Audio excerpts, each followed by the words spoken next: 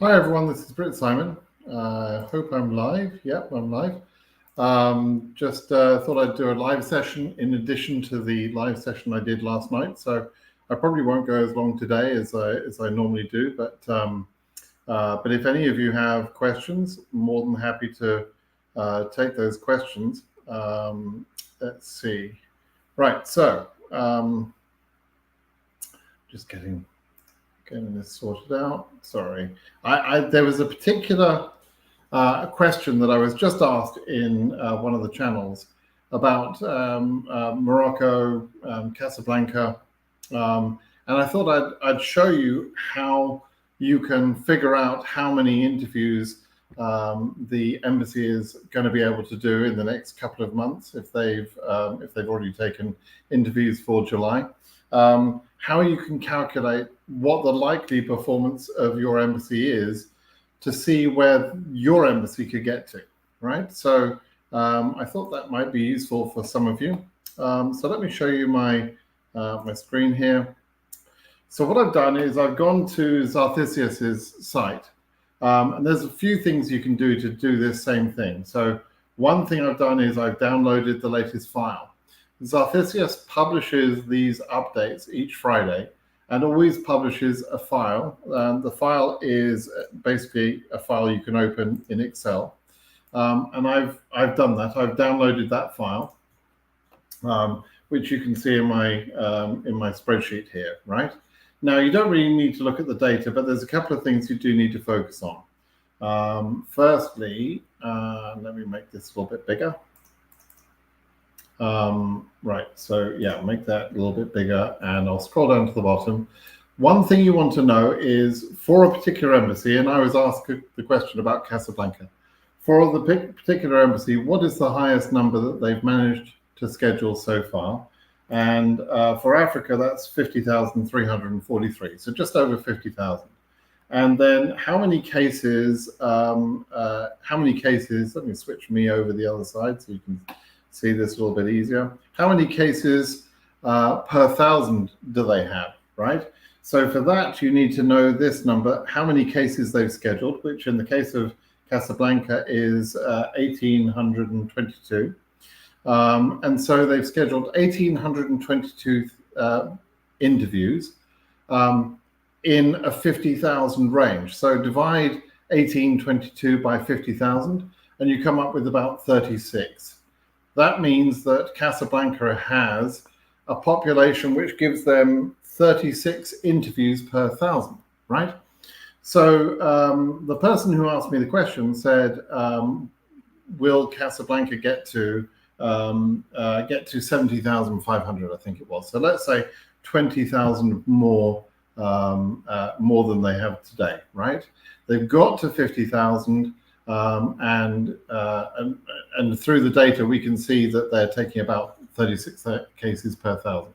So okay, it's simple math from that point forward, right? If we look at Casablanca, we can see how many cases they take on an average month. By the way, this is the other way that you could find out the number of cases per thousand. You could simply look at this chart and you could see, okay, the average here is about 70 cases every 2,000 numbers, because this is 2,000 numbers. It's from 1 to 2,000, 2,000 to 4,000, and so on. And this is, I've already looked at Casablanca. I've selected Casablanca here. So that confirms my number that I took from the spreadsheet of about 36 cases per thousand, right? You can roughly eyeball it, or you can look at the spreadsheet, either way. And so then you'd want to see how many cases are they taking, right?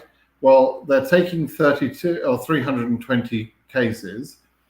If there's 36 cases per 100, that tells you that they can move about 9,000 case numbers if they take 320 again next month, right? This was from May the 8th, which means it's July interviews. They've already taken July interviews, in other words.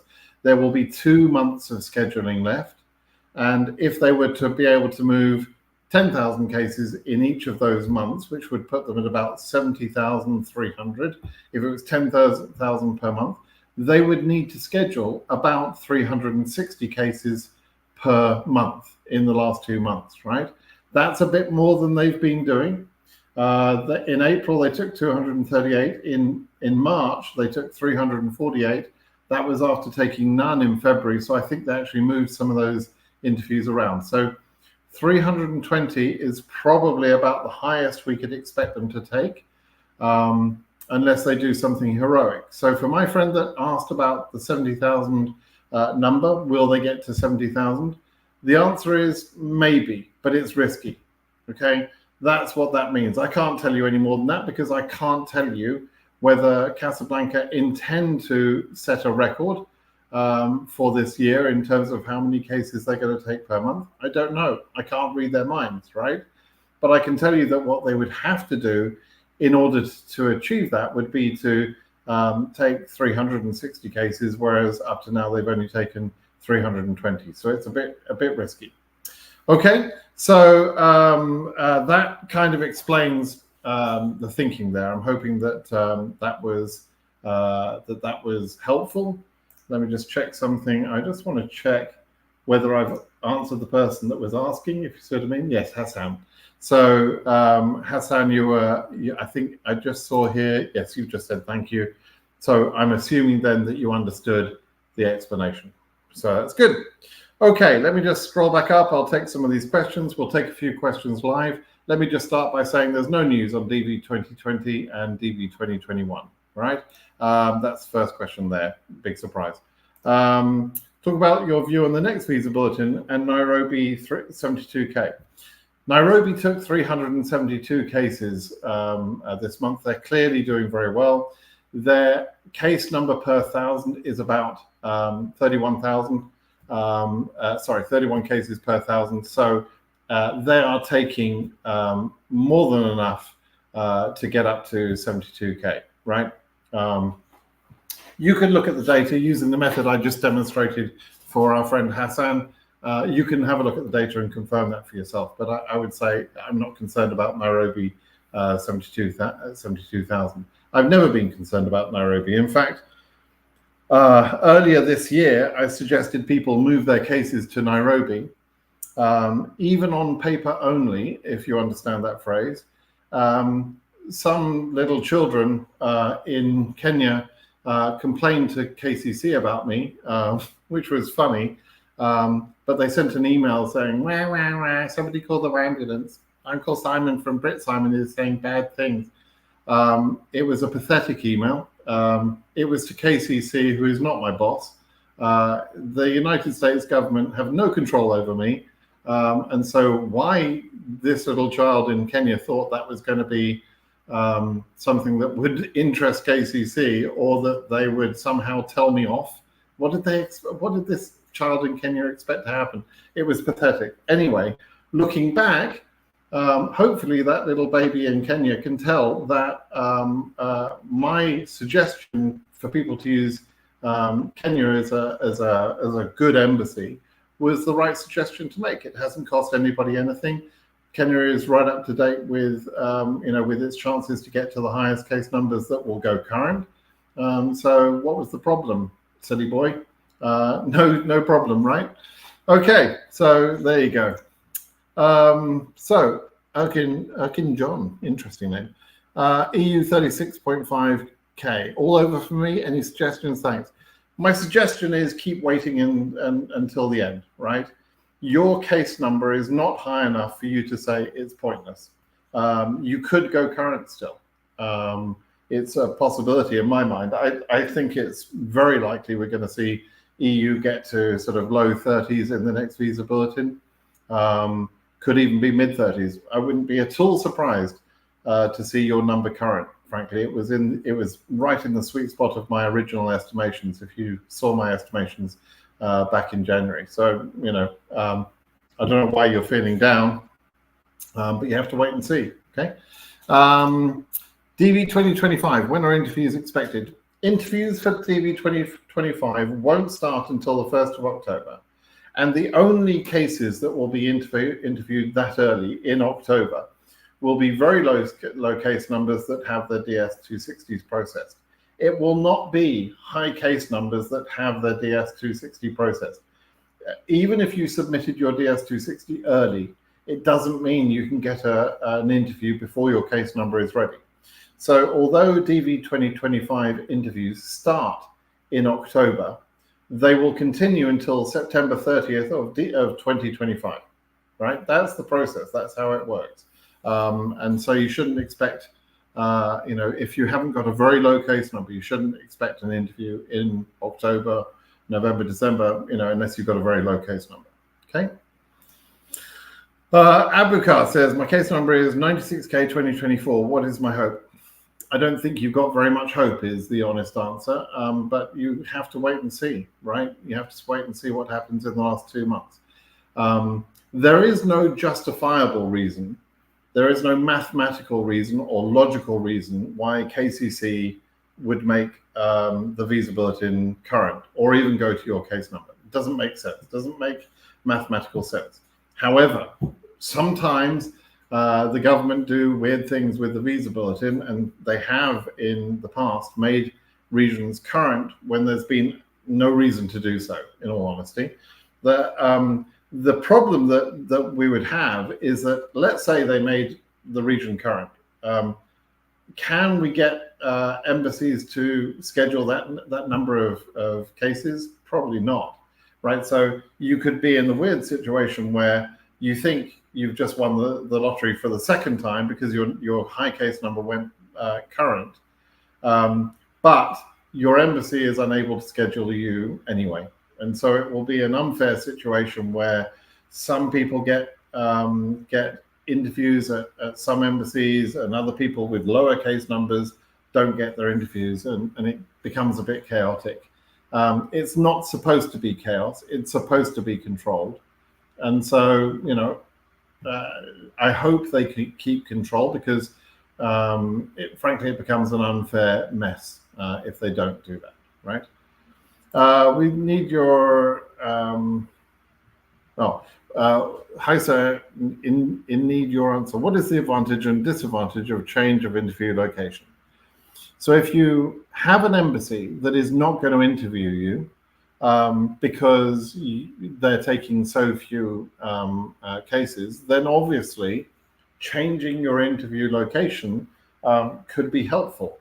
But there's way too many people in DV 2025 that are saying, oh, I'm going to change my interview location. And most of you are not going to be able to do that anyway and shouldn't do that, right? Most of you have nothing to worry about in DV 2025 in terms of interview location, or you have something to worry about, but there is enough time for you to make a change later, after the 1st of January 2025, when we have a bit more information at hand, when we have SEAC data.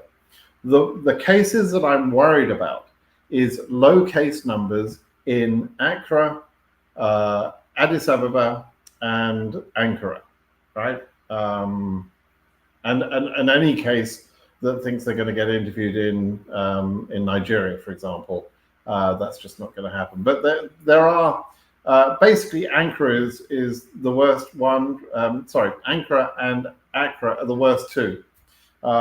Addis will get to some cases, but in 2024, for example, they're probably going to get to about case number 27,000, 28,000, something around about that. Maybe a little bit more, but it's going to be sort of stopped around there. And so what worries me is if you're at an embassy like Ankara. Ankara. Ankara is okay. I want to say Accra because it's a slightly clearer picture. Accra in DV 2024 are only going to get to Africa case number 8,000 or so. So you could have a 10,000 or a 15,000 case number in DV 2024, and you're at Accra embassy, and you should have been interviewed long ago, and you should be very safe with your number. But the reality is you're not. And actually, it's worse than some situations because you became current so early in the year that you were locked into that embassy before there was time to change it. Whereas in a lot of embassies, there will be time to change it. So particularly if you're in Accra or Ankara, and you have, not a very, very, very low case number, but still a low case number, then you're probably more at risk because you're going to get locked into that embassy very early on, and that's problematic. Now, I hope to see these embassies doing better in DV 2025. They might do. They might have. They might reach the end of their immediate relative backlog, and therefore they might start scheduling properly for DV cases. But we can't bank on that. We don't know that for a fact, and so we have to wait and see what they'll do. And we'll only really know the true picture once we see the SEAC data on the 1st of January 2025 for those particular cases. Okay. Okay, how does BKK embassy work? Case number 30,800, will I be invited? I think so. I don't think you've got reason to worry. What are the possibilities of 9K in Ghana? Right, so 9K, if you mean DV 2024, and please, everyone, put your year when you're putting your number. You've got to tell me year, region, and number, right? If you're DV 2024, you're at risk for the reasons I was just explaining. So it shouldn't be that way. It's horrible, but that's the way it is. Case number is EU 2025, EU 13,000. I'm going to Naples. What do you think about the Naples embassy? You're absolutely fine. I have talked about Naples embassy. There's a guy called Valerio in in one of the channels, and he is constantly trying to work out all the numbers, etc. He's going to Naples, and I have talked about Naples many times, but it's just not a very big embassy. But it's fine. It'll be fine. You don't need to worry. Greetings, Mr. Simons. Case number 55K Yaoundé. Please till now. 2NLs, what might be going on? Should we have hopes, or it's over for this year? Of course you should have hopes. It's not over for this year. We've got 2 months of scheduling left. Okay, so relax, be hopeful. Your case number is good. Your embassy is not bad. So as long as they keep interviewing, you should be okay.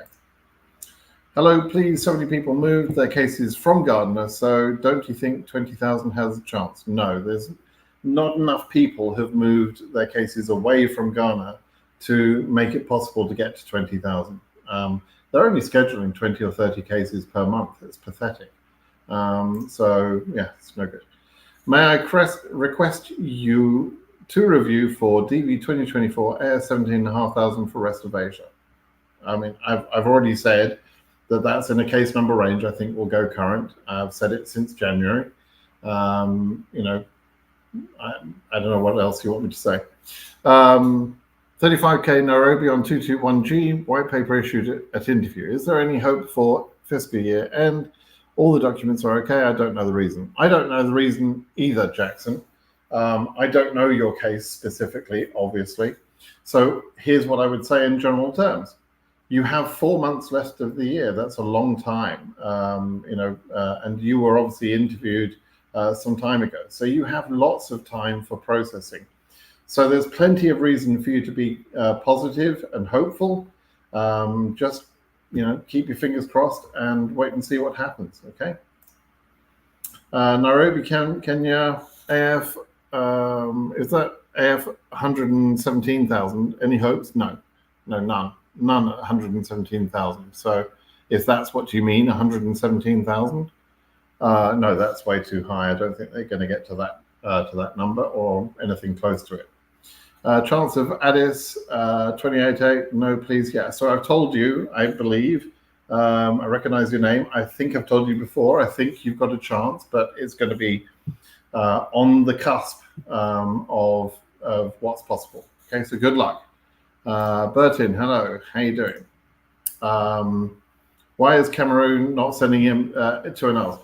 2NLs are not finished for the month of May yet, right? We've got a whole week left of the month of May. So please, people that are despondent because they haven't received a 2NL yet for July, Valerio, I think it was, has done a little bit of work and pointed out that there are 12 embassies in EU that have not taken a single case for July yet. And one very notable embassy in that list, Warsaw.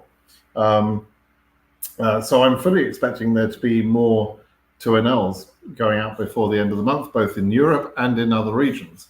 Probably mostly in Europe, but but also I expect more 2NLs in OC, although we are getting kind of close to the quota in OC. As I explained on my live session last night, I gave the numbers, I gave the reasoning.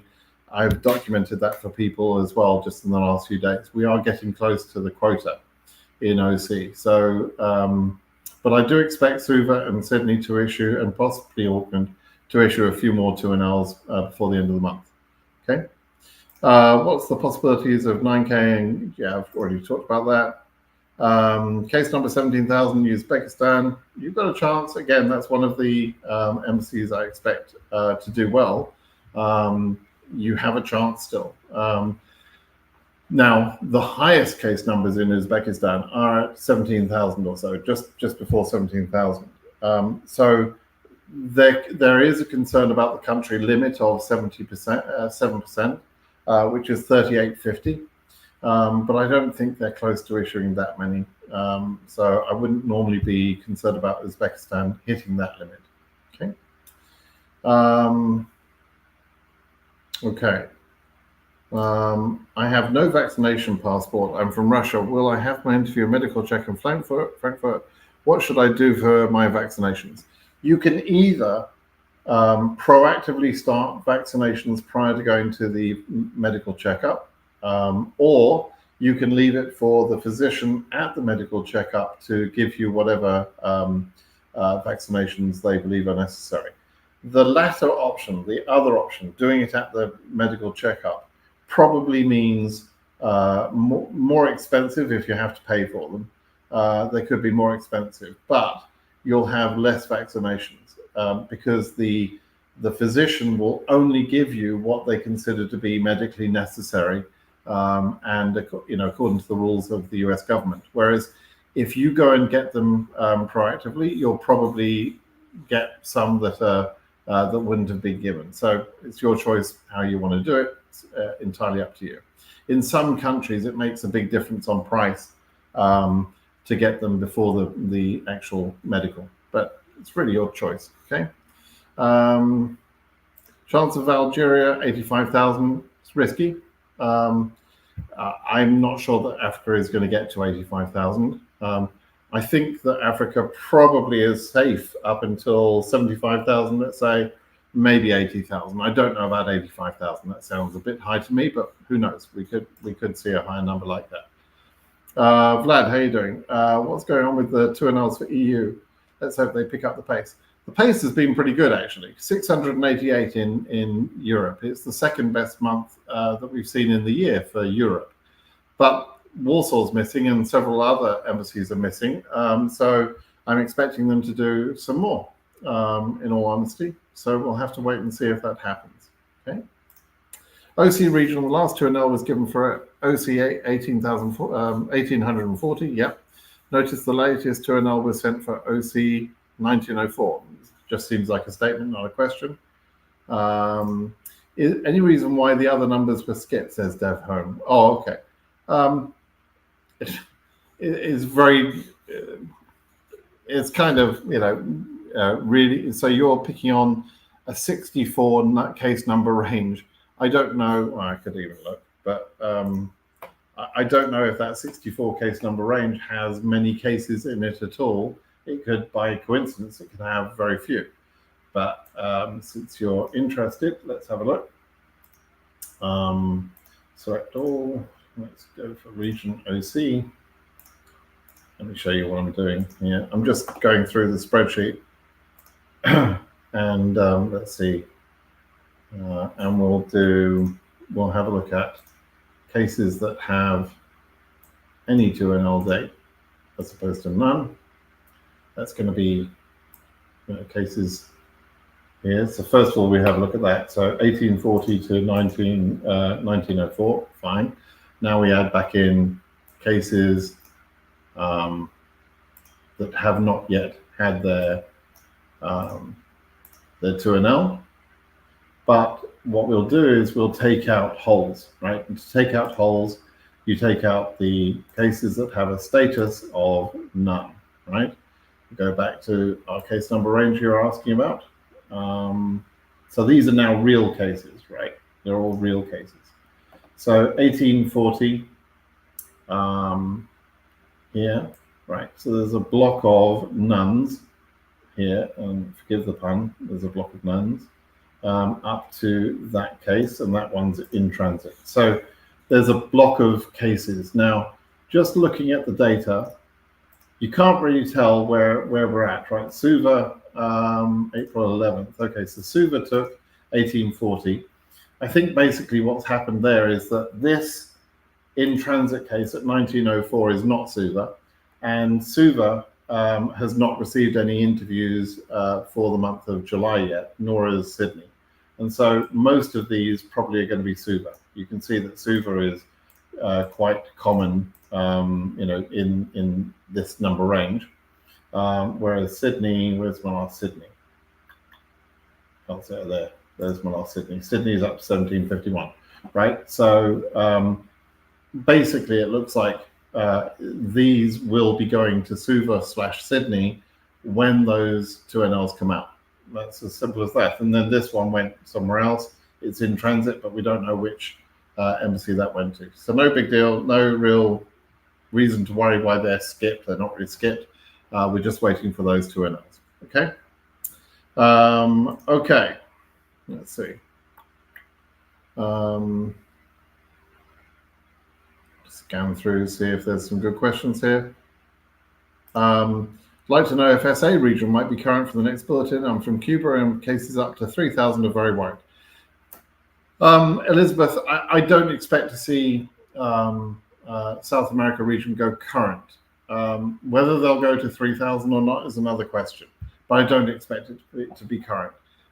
If you look at the number of visas issued, we're actually quite close to the quota. The quota for South America region is 1,500 visas, thereabouts. We got 1,264, I think it is. Let's have a look at that. I think we got 1,264 as of last night. Let's have a look. So as of the latest update, yeah, 1245 plus 18 are issued. So that's 1245 plus 18, yeah, so it's 1263, right? So that's the issued number. There are 467 people who are ready for interviews. They're mainly ready in June and July. Their interviews haven't taken place yet. There are 72 people on 221G. So it's pretty likely that we're going to get close to 1,500, the quota for South America, from just the numbers that we've seen current so far, right? So there isn't any reason why they would suddenly make all those additional case numbers current by making the region current. There's no reason to do that. So I don't think it's going to happen. Okay. 2024 EU 32,000. I've already said. I think it's very likely that number will become current. DV 2025 Pakistan available have. I don't know what that means. It's just random words. I don't know what that means. DV 2025 AF 8200 Ethiopia. What do you recommend change interview location for Ethiopia? No. Why would you change interview location for 8200? This is exactly what I'm talking about. Some of you are getting worked up for no good reason. Addis Ababa is going to get to about 27,000 in DV 2024, right? So why are you talking about moving your interview? Just be patient and realistic.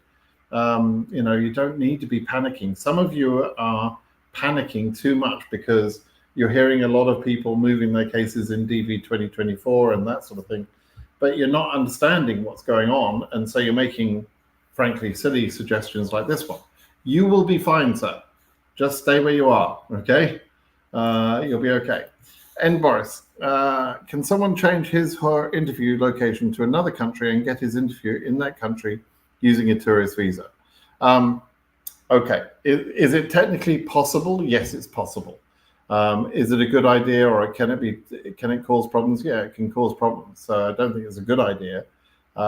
Sometimes you're faced with a choice of definitely losing your visa this way, or maybe losing your visa this other way, right? If that's your choice, then obviously you go for the choice that gives you some chance, right?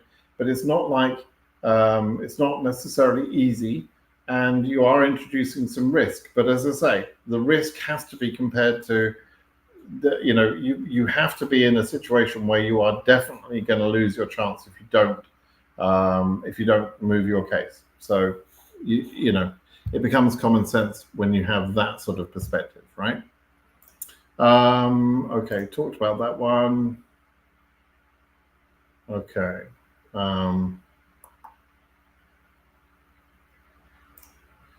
Okay. Hi, Simon. Eric. You're Eric, AF80K, and live in Georgia. I'm willing to adjust my status. Oh, that's nice of you. What are my chances? I've received first email from KCC. What are my chances? Well, your chances basically depend on whether, number one, you understand what the heck you're doing, and hopefully you're listening to someone's mum to understand whether you understand the process or not, right? That's going to be important for you. But more importantly than that, will your case number become current? If your case number doesn't become current, there's nothing you can do about that. And so when you see the visa bulletin published that is published in July, if your number is less than the visa bulletin for Africa in that visa bulletin, then you must be ready to immediately submit your adjustment of status package, and which means you've got to be prepared, right? You've got to know what you're doing, and you've got to be prepared ahead of time, so that the minute that visa bulletin comes out, that day you should be submitting your I-485, right? Because it's going to take some time to travel, and that is allowable within the early filing policy. So make sure you're doing that, right? Get yourself ready. Please don't waste another week or 2 weeks after the visa bulletin comes out, considering whether you should write a check or whether you should be filling in this form or that form, or whether you need to be sending photos. Whatever questions you've got, make sure you're asking and answering and researching those questions prior to the date, right? Be fully ready to go. All right. Okay.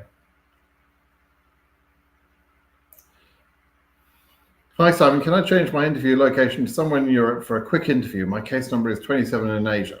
If your case number doesn't become current, you're not going to get a quick interview anywhere in the world, or not even Mars, right?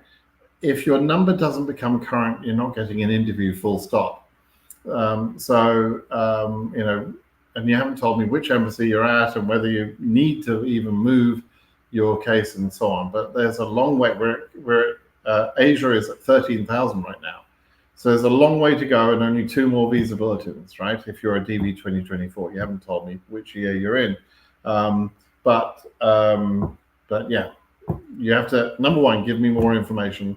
Number two, you should know by now, if you're DV 2024, that you can't do anything until you're current. Okay. Hello, sir. My name is in consonant in all documents except my university degree and high school diploma. What should I do? It doesn't matter. As long as the consular officer is convinced that the documents you're showing from your education are your documents, then the spelling of your name or your birth date or whatever on those documents, the education documents, are not important, as long as they're convinced that it is your documents, right? And so think about that from that perspective. Your name comes from your birth certificate and from your passport, okay? And maybe your marriage certificate if you've changed your name through marriage, and maybe some other documentation if you changed your name through some other process, right? So those are the things that establish your name. It's got nothing to do with your education document. That's not what establishes your name. You're purely trying to show that you are the person that is described in this education document, right? So there you go. David says, welcome, sir. Thank you. Thank you for the warm welcome to YouTube. I got picked with EU 21957 and I submitted DS260 6 or 7 days after the announcement of the results. Is it safe? What period can I expect the 2NL? Thank you in advance. I've got to assume, unfortunately, because you didn't put it there, that you're in a 2025 case. If you are, you're slightly above the halfway mark in the EU. I think EU numbers go up to about 41,000 or so, which means that you're probably fairly safe, but we don't know for sure yet, right? We'll wait until July, August before we know the selectee numbers. When would you expect the 2NL? Well, we'll talk about that later. It's not going to be until summer of 25, so you've got lots of time to wait. So just chill out and hang on, right? You don't need to worry about, is it going to be May or is it going to be June? I mean, just, in this process, it's like you'll take any date. A green card in September of 25 is just as good as the green cards in October of 2024, right? So just chill out. Ideal Affiliate Marketing says 2024K is 45K. Last time in October, I opened my DS and changed my interview to Abu Dhabi. Do you think I will receive my 2NL? I'm from Cameroon. Okay, you nearly blew it in terms of not giving me the region. Will you receive your 2NL? Probably. I don't know for sure, but I think probably. Imelda says, your informative program contributed by Journey to America, 22 winner. Thank you very much for letting me know. Congratulations. I hope you're doing well. Daniel says, are bulletin numbers for Russia always lower than the rest of EU? Will this necessarily happen in 2025, or should we wait and see? You should wait and see.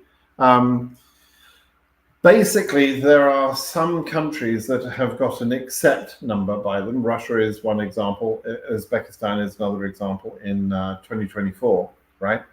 And the reason for that tends to be a very high number of cases, selectees for that particular country, something approaching 5,000 or 6,000. In the case of Uzbekistan and Russia, that's true. And lower concentration of numbers also can cause this. And Uzbekistan cases, for example, are all under 17,000. If you've been watching my videos recently, you'll understand why that is. Russia has a similar sort of cutoff, but later. And so there's a lot of condensed cases, a lot of cases in a short number range, which means they have a different number. They try and spread that workload over the full 12 months. Could that happen again in DV 2025? It could happen. I just don't know yet. I don't know if that's a possibility yet. We'll have to wait and see. Okay. Can next bulletin for Asia jump up to 18,000? Can happen. Will it happen? I don't know. I'm going to wait and see. You should too. You should do so too. I have an interview in June in Monrovia. Can you give me a few interview tips and why Monrovia Embassy has more refusal rate? I'm not sure it has a higher refusal rate, but interview tips are, number one, focus on preparing all of your documents. If you haven't read the instructions, all the instructions yet, then you're a fool, right? You must read the instructions. And by reading the instructions, I mean three things. You go onto the website, that is, if you are selected, and you read all those instructions, right? You read the reciprocity page for the countries that you've got documents for, and you make sure you understand how to get police certificates from those countries and that sort of thing, or anything else about the documents for your particular scenario. And you read the instructions that relate to the embassy specifically, the embassy-specific instructions. So that's three sets of instructions. You should know those things back to front by now, right? Then you prepare all of your documents and you make a nice little package of documents and the required documents. And anything that you think you're going to leave with the CO, like, for example, education documents, you make sure you've got a photocopy of that so you can give the CO the photocopy and show the original, right? So you might need some photocopies. Make sure you're properly prepared for that. Make sure all of that is in a nice, neat order, right? Your required documents should be first so you can quickly hand them over. Then you should have some additional documents about your education. And then you might have some documents about your finances, or you might have other supporting documents that you feel might be useful. You're allowed to take extra documents, right? In terms of the questions themselves, they're going to be easy. You don't need to worry about that. They'll be asking you, what sort of work do you do now? Where are you planning to live in America? What sort of work are you planning to do in America? If you got married after the DV lottery selection, when did you two meet? Talking to you as a couple. When did you both meet? When did you meet your husband or your wife? How long have you been dating? Were there many people at your wedding? That sort of thing. They're going to be probing into your wedding a little bit if you added a spouse after the original entry, right? They're pretty standard, straightforward questions. On my blog at britsimonsays.com, in fact, just Google Brit Simon interview experience stories, right? There is a blog article I have where people for a number of years, probably 7 or 8 years now, have been adding interview experiences. And so you can read firsthand accounts of when people went through their interview at whatever embassy, what questions were they asked. And you'll get, once you've read a few of those, you'll get the idea, okay, they're all pretty simple, straightforward interviews. There's nothing complicated about it, right?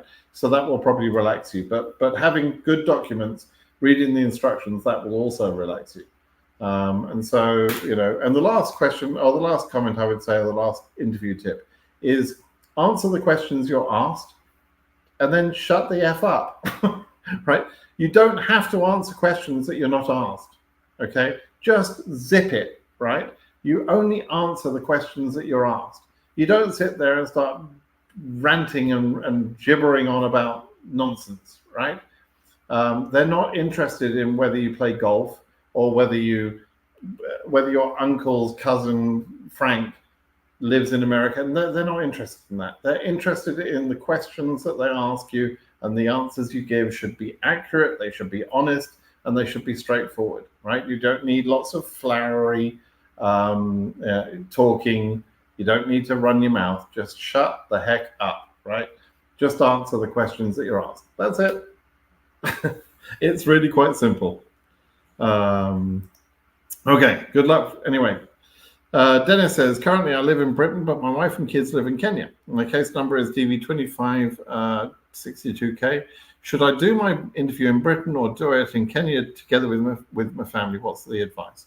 Well, it's probably going to be cheaper for your one airfare back to Kenya than bringing your family to England, right? So you probably want to interview with them there. I always recommend people interview with the family. I don't think it's a good idea, and particularly at 62K, I don't think it's a good idea to try and split the interviews, like you interview in London and then try and get them interviewed in Kenya. That would be a recipe for disaster, right? So you need to bring them to you if that's simple, and that would be the simplest thing probably. Or you get on a plane and you go to Kenya. You have to decide which way you can do it. Okay. Good luck with that. Okay, let's see. Could I explain why Uzbekistan is in except with lowercase numbers? Yeah, so I have created a video that explains why some countries get their numbers condensed in earlier case numbers. And it is purely about a very high number of entries with a sort of assumed cutoff being applied to the process as it goes through. I've created videos about that fairly recently. I've done them a number of times.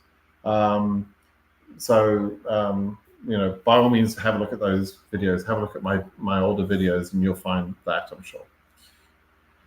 Okay, couple more questions, then we'll call it a day, right?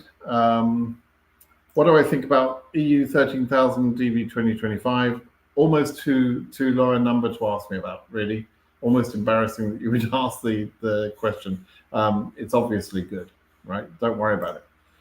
Please, I wanted to text MVC, but they keep asking me of MVC case number and how can I find it? You don't have an MVC case number. Why are you trying to contact MVC? I mean, you can contact MVC if you want, but they've got nothing to do with your case.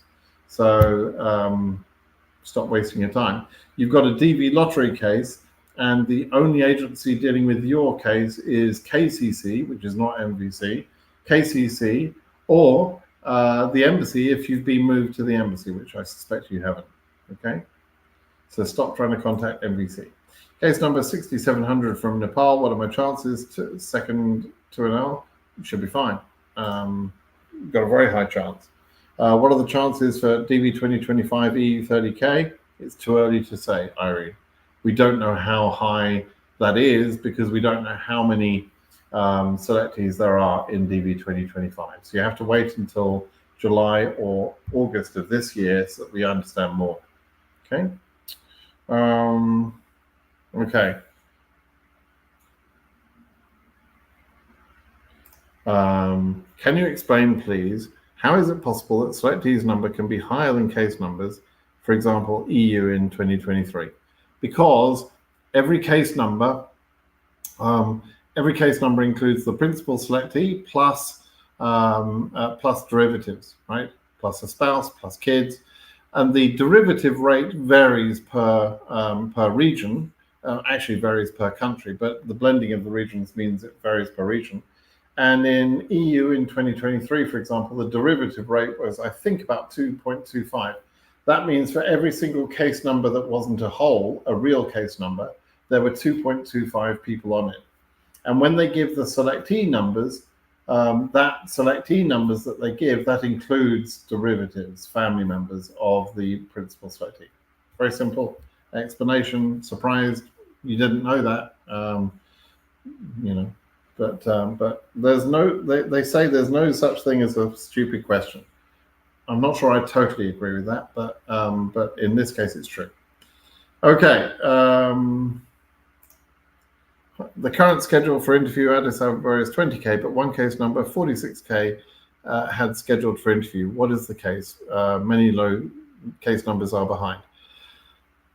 That I explained this one over and over again. I'm aware of the case. It's a case number which was smart enough to move his or her case number to Nairobi, got scheduled in Nairobi, and then moved the case back to Addis Ababa, which, if you've been paying attention to my videos, is exactly what I've told people to do way back in, I don't know, January, February, March. I was telling people exactly how to do that. I was advising people to do that. So it shouldn't be a surprise that some people listened. So that guy listened and moved his case. I don't know whether he ever lived in Nairobi or whether he simply, said he was living in Nairobi. I don't know. But, then got his case scheduled back in Addis Ababa. Totally legitimate, totally normal. I'm surprised more people haven't done it because I've explained how to do it. So there's another case in Ankara, 8,092, I think it is, an EU 8,092. Same sort of thing. That one was scheduled in Brussels, and got scheduled in Brussels and then moved back to Ankara. So got scheduled before anyone else in that number range. Okay, that's how it works sometimes because some people listen. Not everyone does. Okay. Okay, this is kind of a good question to end on, I think. I'm an Algerian, have file number 42,000. I'm lucky to have a visa. Okay, I don't know if you're going to be lucky enough to get a visa. What are the experienced professions accepted for a woman? Thanks. Okay, there's no differentiation to the American immigration system between a woman and a man. Okay, and I know that might not be the same in your country, but presumably that's one of the reasons you're leaving that country, right? Because you probably want to get to a country which has better equality, for women and men, for amongst other things. But this is one of the things. So perhaps the question should be phrased: what's the experienced professions accepted? Well, for work experience, if you don't qualify on education, the other way of qualifying or meeting the requirement is through work experience. But you have to do work experience at a certain level of job. And the way the US government puts it is that they want you to be doing a job which requires either 2 years experience or 2 years of training to perform that job. Now, they're not asking to see that period of experience or training. They're asking, does the job normally require that level of experience or training to perform the job? So generally, these are more skilled jobs or more professional jobs, higher level jobs. They would be supervisor jobs, managerial jobs, that sort of thing. It could also be programmers, for example, and those sort of jobs where you have to have quite a bit of training and experience or education in order to get those jobs, right? And there are some weird scenarios where people don't meet the education requirement, but they are educated, right? And so it may be that they went through a different sort of school method, and that wasn't considered a formal education basis, but they are smart and intelligent, and later on get some sort of further education and do a professional level job. That's entirely fine. You can qualify through work experience that way. But you have to have 2 years of experience within the last 5 years at a job which meets the requirements itself, which is an SVP of 7, and you check that against the ONET online database. There's a whole thing. Now, if everything I just said to you makes no sense, then Google the words Britt Simon work experience, and you'll come up with an article and a video. I think I've created a video about this as well, but certainly an article on my blog that details how you prove a work experience case, how you check whether your work experience will qualify you or not. Okay, everybody, I'm going to call that a day. I hope I got to your question. If I didn't, I'm sorry, but you can ask that question at brittsimonsays.com, and I will answer your questions there without a doubt. Please do subscribe to the YouTube channel. It's important for me that you do that. It helps my it helps my channel grow, which means more people get to hear quality, good information rather than the nonsense they hear from other places. So please, I'd be grateful if you could do that if you're not already subscribed, and give this video a thumbs up. All right. Thanks, everybody. Thanks for joining me today. Have a good weekend.